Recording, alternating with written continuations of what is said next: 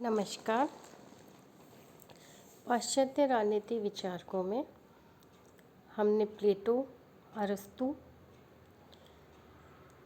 Thomas Hobbes इन विचारकों का अध्ययन किया है। अगली कड़ी में हम जॉन लॉक, जो कि एक अंग्रेजी विचारक थे और संविदावादी विचारकों में ही उनका स्थान है, वो उदारवादी समझौते के प्रतीक थे, उनका अध्ययन करेंगे। जैसा कि हम विगत में पढ़ चुके हैं कि थॉमस हॉब्स, जॉन लॉक और रूसो ये संविदावादी विचारक हैं। सामाजिक समझौते की शुरुआत जहां हम हॉब्स पाश्चात्य विचारक में देखते हैं, वहीं जॉन लॉक में इसमें उदारवादी समझौते की बात हमें दिखाई देती है।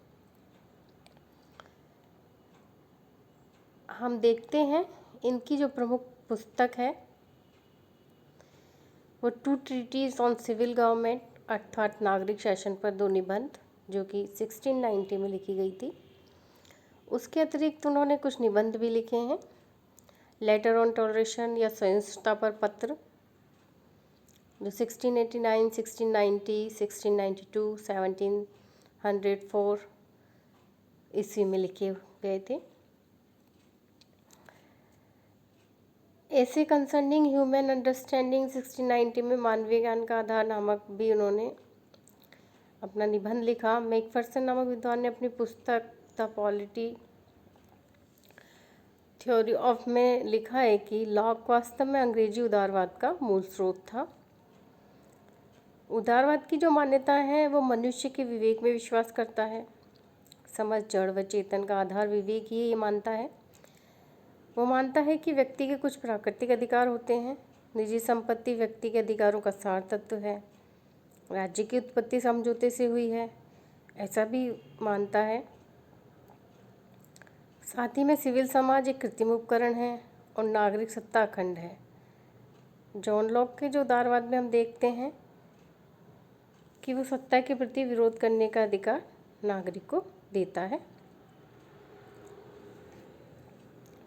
लॉक का जो सामाजिक समझौता है उसमें मानव स्वभाव की बात करें तो जहाँ हॉब्स मानव को मूलतः दुर्गुणी और दुष्ट प्राणी मानता है प्रकृति से, वहीं लॉक मानव को मूलतः शालीन, अनुशासन प्रिय, विवेकशील और शांति प्रिय प्राणी मानता है और वह अपने ऊपर शासन करने में समर्थ भी है, ऐसा लॉक मानता है। प्राकृतिक दिशा में लॉक की जो प्राकृतिक दिशा है उसमें शांति, सद्भावना व परस्पर सहायता की है और ऐसे लोग स्वभाव से कानून का पालन करते हैं। लेकिन कुछ स्वार्थी लोग नैतिक नियमों का उल्लंघन करते हैं, जिससे दूसरों के अधिकारों का हनन होता है और वो शांति व सुरक्षा भंग करते हैं। अतः मनुष्य मिलकर एक सिविल सोसाइटी बनाए, समाज की स्थापना करें। समझौते का जो स्वरूप है वो लोक सामाजिक अनुबंध के जरिए जब सरकार की स्थापना करवाता है तो मनुष्य एक दूसरे को वचन देते हैं कि वे अपने सभी अधिकार सरकार को समर्पित कर देंगे। केवल 3 अधिकार मनुष्य के पास रहेंगे, जिसमें जीवन का अधिकार, स्वतंत्रता का अधिकार एवं संपत्ति का अधिकार। इस प्रकार लॉक की राज्य की संप्रभुता पूर्ण या असीम नहीं है, बल्कि कुछ शर्तों के साथ बंधी हुई है, अर्थात वह सीमित सरकार की धारणा से बंधी हुई है। लॉक ने समाज की स्थापना व सरकार की स्थापना में अंतर किया है। समाज की स्थापना मनुष्य की सामाजिक प्रवृत्ति से है और सरकार की स्थापना वो सोच विचार कर कुछ उद्देश्य प्राप्ति के लिए करता है। ये ट्रस्ट अर्थात सरकार मनुष्य के प्राकृतिक अधिकारों की रक्षा करेगा और अगर नहीं कर पाता है तो मनुष्य क्रांति कर सकता है, और ऐसा कहकर ही लोग को 1688 की गौरवपूर्ण क्रांति को उचित ठहराया था। 1688 की गौरवपूर्ण क्रांति आप लोगों को याद होगी, BA सेकेंड ईयर में आप लोगों ने इसका अध्ययन किया होगा। जहाँ हम ब्रिटिश शासन व्यवस्था का अध्ययन करते हैं, उसमें 1688 की गौरवपूर्ण क्रांति का भी जिक्र आता है, जो एक तरह से रक्तहीन क्रांति थी। बिना किसी हिंसा के उसमें सत्ता का परिवर्तन हो गया था। सरकार की स्थापना के लिए सहमति आवश्यक है और सहमति का शासन संवैधानिक शासन का आधार बना। लॉक के अनुसार मनुष्य ऐसा गृह स्वामी है जो अपने घर की रखवाली के लिए चौकीदार, राज्य व सरकार रखता है और फिर खुद जाग जाग कर यह देखता है कि कहीं पहरेदार सो नहीं गया। अर्थात अगर सरकार कर्तव्य पालन नहीं करे तो मनुष्य उसे भंग कर सकता है। लॉक के अनुसार अनुबंध या सहमति की प्रक्रिया 3 स्थानों में पूरी होती है, 3 अवस्थाओं में इसका पूर्णता प्रतीत होती है। नागरिक समाज का निर्माण, समाज के सदस्य बहुत से विद्यार्थी संस्थाओं का निर्माण करते हैं, बहुत से विधायी संस्थाओं का निर्माण करते हैं।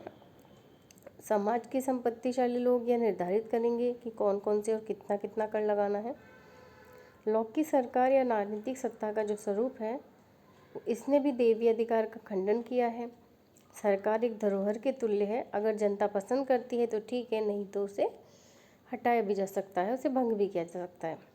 इस प्रकार हम देखते हैं कि लोक के शासन को बुर्जुआ या मध्यम वर्गीय विवेकशील व्यक्तियों का भी शासन कहा जाता है और निर्धन या संपत्तिहीन वर्ग विषय से शून्य हो सकता है। लोक के संपत्ति संबंधी विचार लोक को पूंजीवाद का सिद्ध करते हैं।